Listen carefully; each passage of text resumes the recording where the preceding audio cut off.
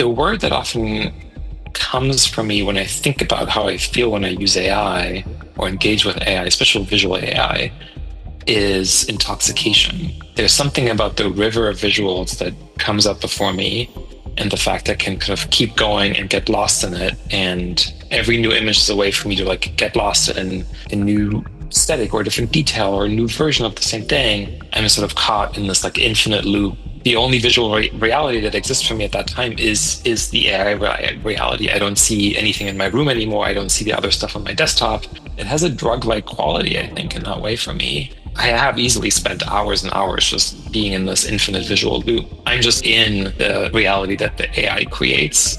There came a point maybe a year into it where I just felt really depleted, like my visual cortex had been fried. No pixel would do anything for me anymore. You just get used to this like constant simulation of wow. And it took me a while to like recover from that. I think it's a real hazard actually of spending too much time in the rabbit hole without maybe a way to pull you out or contextualize the physical world again.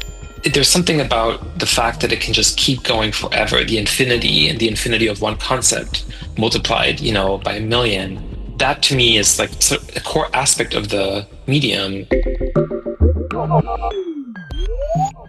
When I first encountered these first versions of visual AI, I did not understand at all how they worked. I did not know how these systems, went from my text prompt to an image and it presents itself in this magical way. I think I was subconsciously really looking for meaning in the images. Like, where are they coming from? What is this? Where is this coming from? Once you start understanding it, it becomes really demystified and banal. And it loses a lot of its magic because you understand the ones and zeros, and what you previously thought was incredible is actually just this algorithm. It's basically a visual calculator. It just has taken everything it's seen and now it's able to do mathematical operations on it. The outputs are compelling, but they're actually just math.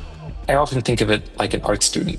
It's not a perfect analogy, and it's one that maybe is offensive to many as well, but I think just as a metaphor, it's someone who goes to art school, looks at a lot of pictures, they flip through all the catalogs, they go to all the museums, and they sit there just sketching what they see. They're like, I'm going to sit down from the Mona Lisa and just like sketch it and sketch it and sketch it until I like can reproduce it correctly. And they do that for everything they've ever seen. Every photograph on the internet, every painting, they internalize all that and compress it down into this like a hyperdimensional space. I often think of it as the universe. We sort of think of the universe as an infinite space and there's all these points in it. And that's kind of how these models look like on the inside. And then you get this sort of like little universe that you can travel in. You can sort of teleport to any part of that universe. And at that point is like a specific memory that this model has internalized, and it can recreate kind of a sketch of that memory.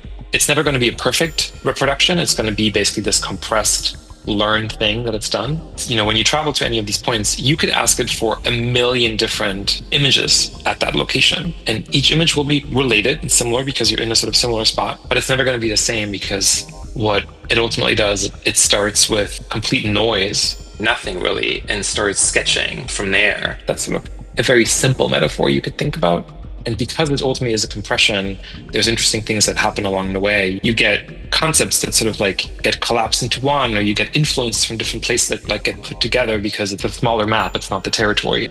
And so that's one way to think about these models. New ones are coming up that actually use a very different approach, but they all start with the same process, which is like, let me look at a bunch of images. Let me understand what humans mean when they like show me these images. So often that means they're captioning images or understanding the connections between images, or just kind of like some other correlation of like, what are these pixels compared to other things? And then the machine will try to remember and like try to learn what it's seen and find patterns in that.